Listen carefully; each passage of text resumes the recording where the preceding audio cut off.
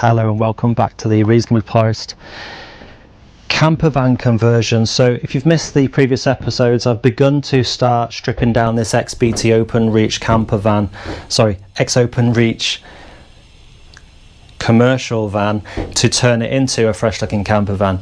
So what I've done so far is I've done the BT strip out of all the racking and the power and most of the electricals. About 90% of the electrical equipment is now removed, just leaving the diesel heater ready to be reused. I've started to treat the floor after bringing the floor up. The floor wasn't too bad, but what I did find that because where the BT layout had a series of metal lugs for things to be bolted into, the metal lugs on the underside of the ply, they were rubbing against the floor. So I've treated the floor, that's now drying and ready to go. And in this video what I intend to get into is the fitting of the rear vent. So what BT vans of course have, much like most commercial vehicles, is one of these wind driven, it's sort of an extractor of such. It's just allowing for air circulation to go on. So I'll just give you a quick view from the top as well. So standard things, nothing too unusual there. So what I hope to do first is of course strip that out, but before I do anything and start making holes, I want to build the frame for the vent to fit into. So I'll get that done. I'll just keep a watch on the weather just to be sure that it is going to continue to remain dry today. But what I'll do is I'll come back in a moment once I've started to get that vent unboxed and the frame is ready to be pulled together. So join me back in a moment. Thanks. Okay, so up on the roof, what I actually did was I reused the box that the vent arrived in and just cut myself out a cardboard template. So just very basic, marking obviously it's 400 by 400 on the inside dimensions. Obviously this will come out, but I just wanted to sanity check my thinking, because with the cutout here, what I've actually done is I've ordered online these spacers, so they fit.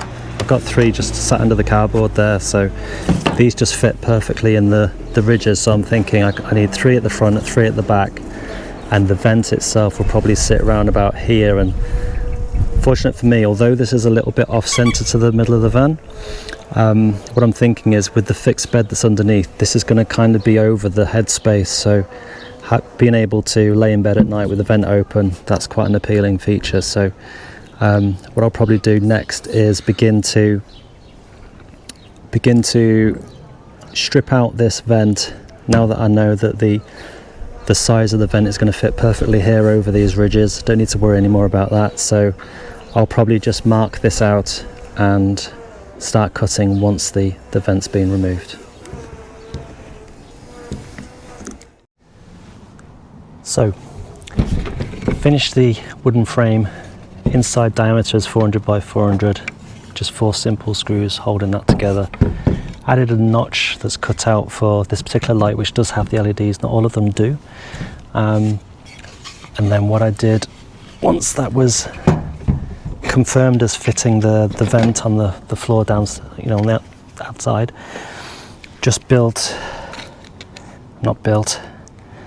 masking tape around the area that I wish to cut with a pencil line for where I need to cut. And as I said, I bought from eBay, I'll link in the description as well, these infills, which obviously when the hole is cut, they'll go more like that, they will help the vent sit flush. And obviously I'll use Sikaflex to bind here, and I'll obviously stick them down first. So what some people have done is obviously they've overcompensated where they don't necessarily have a plate. You can get the flat full plates as well, but they're about 50 quid. These are about 13 if I recall, and they would just sit in there nicely. I think these are 3D printed, so very useful, very handy thing to have. So I'm just going to get cutting on this now. Bit nervous because this is the point of no return really, so regardless of what happens next, I'm going to end up with a gaping hole in the roof of my van. So I'll get that cut and then I'll come back with a progress update about what is coming next. But what I did also do, the box from the vent itself, I've taped to the underside, so any metal filings from the cut that I'm about to make will obviously fall into that, so I can easily dispose of them. And then what is also recommended is do not leave any metal filings, any burrs on the roof of your van, because they obviously do rust very, very quickly. So I'll give that a brush off as well once I'm all cut, and then I can move on to the next step. I'll be right back. Well, that was probably the hardest thing I've had to do in the van so far. So have a hole cut out. As you can see, there's filings everywhere, so I'm going to get my little hoover out, make sure I get all them up. Don't want them rusting on the roof of the van. They'll end up ruining this this paint coating on the top. And there's the box you can see that's just caught all the metal corners. Just a few things. Obviously this is the first time I've cut a panel on any vehicle, most of all this camper van. When you do cuts with a jigsaw and you do step between the different profiles, it does kick a bit, so just a bit caution. So it might be worth just slowing down towards where the profile of the roof changes, unless you're fortunate enough to have something like, one of those nibbler things that I think you can get. But the box did its job. Get this all cleaned up, get some files to take all these burrs off, peel back this masking tape. Provisionally I did check the measurements, the opening seems fine, so hopefully I'll be all good once that's done. To move on to the next step, so I think the next step is the profile from underneath the van. You drop in with the wooden insert that I've already built, screw that in, which obviously comes through some of the panels of the van, and then only once that's secured do you then break out the Sikaflex. Although I might use CT1, because I've noticed another channel, Vanology, who's done a lot of vans now, particularly vans like this, the relays as well as the Boxer Ducatos, they're pretty much the same. So I'm going to try the CT1. I think I'll put down the spacers first with some CT1, and then once I'm ready to put the top on, then obviously that will get the additional beading around the edge when it sits on top of the mounting plate. But all will become clear when I get to that in just a bit, so bear with me and I'll be back shortly. Okay, so this is baffling my head just a little bit. The installation isn't quite like the YouTube videos portray when comparing to the instructions. So what I've done to this point is I've mounted the frame with some Sikaflex going around with these clamps just to hold that in place. Now the instructions are showing that the bottom part of the frame then needs to be tapped into with screws into this wooden batten, so I need to wait for this to harden so that it doesn't come down. Now I'm just pondering whether or not it would be worth putting a couple of self-tapping screws just through these lower ends of the profile of the roof there, just to move me along a little bit quicker, because I don't really want to wait too long for this to harden, because weather might do what the weather might do, I suppose. So got that to decide. This has been up for probably about 10-15 minutes. Obviously one thing I forgot to mention was once I'd made the cut with the freshly cut metal, I did of course go round that with some red oxide, left that to dry for a spell, and then went over that with some white hammerite just to protect the bare metal. So I'm just waiting for this to harden before I can crack on with the next step. But what I'll come back with in just a moment is I'll let you know whether or not I did actually put some screws into this batten. I just don't want it to interfere with sort of the following steps, because I got those little plastic profile pieces to sit in, so it may be alright actually, because they'll sit, those plastic profile pieces will sit on top of any screw that I put in, but then it needs to be sure that it's snug right down and not raising the plastic pieces any higher. So I'll give it a bit more thought. I'll get back on the roof and I'll come back in just a moment with more of an update as to what I've decided and how this is going along. Hello and welcome back. So it's the very next day. Now, in the interests of transparency, last night started to have a little bit of a nightmare. So UK weather did what it did. It was absolutely glorious all day till maybe it was like 5 or 6 o'clock. And then it started to show signs of rain, and obviously it did rain, and it didn't stop until 11. But what started to happen was that I was part way through sealing the top, and I couldn't get the intermediate plate to fit onto what I'd created here. So what I actually had to do, which was really annoying, I had to pull out the whole vent, pull out the frame that I'd built, and what I've done this morning is I've just built exactly the same frame in 25mm sort of wood here. Picked up first thing this morning, and then that allows the plate to fit better. But I have had, obviously, the way that things went, and obviously I was stressing and panicking a little bit with the rain coming.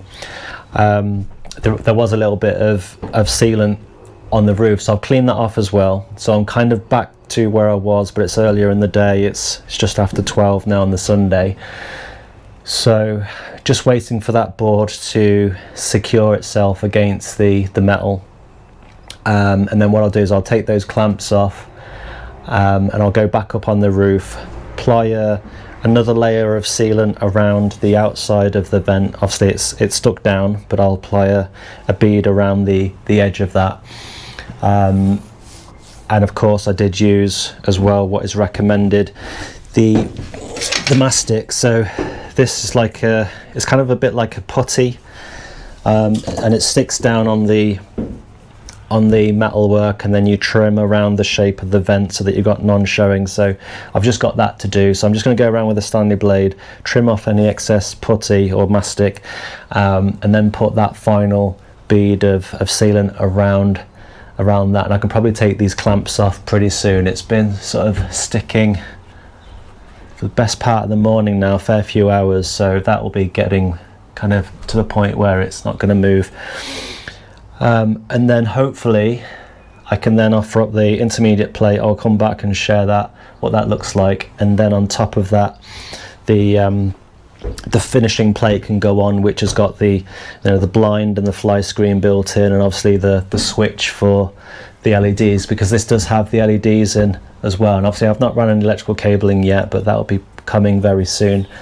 Then once all that's done, I think what I'll do is I'll conclude this video episode, largely because it's kind of dragged on a little bit, and then in the next episode I think what I'll be doing is just getting the sound deadening done throughout the panels of the van where I'm not having windows. So yeah, so that's the plan. I'll come back to you in just a moment once I've done those bits. So speak to you shortly. Bye for now. Okay, so we're just about there. So what I've now got up into the ceiling, as you can see here, is the intermediary plate. So this is actually what houses the LED, is an LED strip that runs around the rim on the inside. But I'm just pausing here because obviously there's 12 volts to be connected, so I'll obviously connect that up later once I run the cabling. That's going to be a future update. But the vent is now fitted. What I probably won't do as well is fit the final trim piece, which has both the, just move this camera, has both the shade and the fly screen, and obviously the switch where you can manage the strength of the LEDs. I won't fit that now because I'm obviously going to be cutting and doing all sorts of other things in the van to get it to a finished state. I won't be adding that just now, but that will probably come later once I'm ready to put the ceiling up. So I will need to put a piece of trim, so I will have to unscrew this again, and the reason being is because when I come to apply my sealing, I want obviously the continuous level from these structures throughout the van to be consistent with where that sits. So I will be placing a 12mm piece of ply just on the underside, probably just at the front and the back, and as well on these cross members here throughout the roof, just to have a continuous flush fit.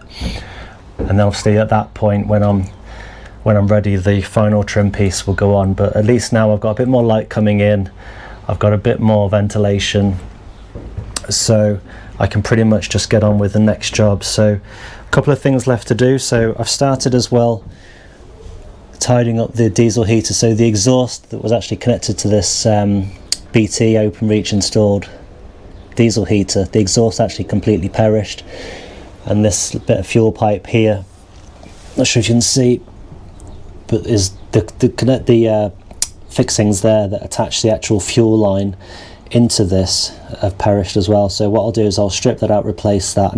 I do have a replacement exhaust already, and then obviously once the floor insulation is down and the original floor can go back in, because the floor was actually in reasonable condition, I'll then be able to refit the diesel heater, get that cabled up at least to the point where it's ready for the electrics, and then I'll be doing more of the wall insulation.